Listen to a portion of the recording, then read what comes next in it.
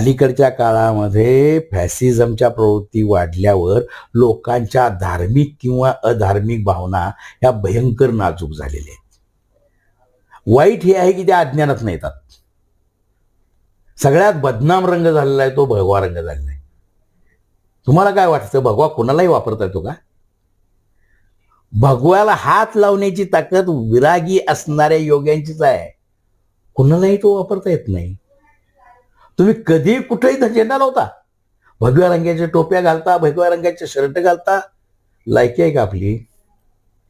शिवाजीनं हा झेंडा घेतला, तो कुठनं घेतला? शंभू शिकरीचा राजा शिंगणापूरवरून घेतला.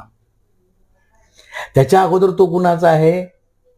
तो विरक्तीचा, संन्यासाचा, वैराग्याचा रंग आहे. त्यामुळे वैराग्यशील माणूस आणि नैतिक माणूस वगळता भगव्याला हात लावायची लायकी कुणाची नाही.